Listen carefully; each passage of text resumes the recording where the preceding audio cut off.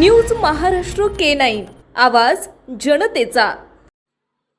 बांधकाम कामगारांना शासनाकडून मोफत देण्यात येणाऱ्या गृहोपयोगी भांडी संचासाठी लाच मागणाऱ्या 2 जणांना लाचलुचपत प्रतिबंधक विभागानं बुधवारी सापळा रचून रंगेहात अटक केली। माढा तालुक्यातील उपळाई बुद्रुक येथील महाराणी लक्ष्मीबाई विद्यालयाच्या आवारात ही कारवाई पार पडली। या प्रकरणी संशयित विनोद विजय गाडेकर व दिनेश मनोहर वाघमारे अशी अटक करण्यात आलेल्यांची नावे असून ते भांडी वाटप केंद्रात ऑपरेटर म्हणून कार्यरत आहेत। तक्रारदार बांधकाम कामगारांना शासनाच्या योजनेअंतर्गत मोफत भांडी संच मिळावा यासाठी 27 मार्च 2026 रोजी अर्ज केला होता। लाभ देण्यासाठी आरोपी गाडेकर यांनी सुरुवातीला 1200 रुपयांची लाच मागितली। तडजोडी अंती ही मागणी 500 रुपयांवर आली। या प्रकरणी तक्रारदारानं 16 एप्रिल रोजी लाचलुचपत प्रतिबंधक विभागाकडे तक्रार नोंदवली।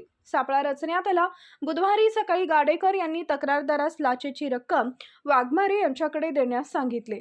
त्यानुसार वाघमारे यांनी पंचासमक्ष 500 रुपयांची लाच स्वीकारताच पथकानं दोघांना ताब्यात घेतले।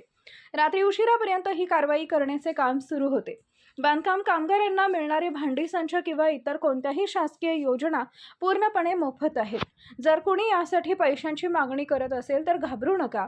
तातडीनं लाचलुचपत प्रतिबंधक विभागाच्या 1064 या टोल फ्री क्रमांकावर संपर्क साधा किंवा स्थानिक कार्यालयाशी नातेवाईक मित्रांच्या मदतीने संपर्क करण्याचे आवाहन प्रशासनाकडून करण्यात आले आहे। महाराष्ट्रातील महत्त्वाच्या आणि ताज्या बातम्या पाहण्यासाठी आमच्या न्यूज महाराष्ट्र K9 चॅनलला YouTube वर सबस्क्राइब करा आणि बेल आयकॉन प्रेस करा।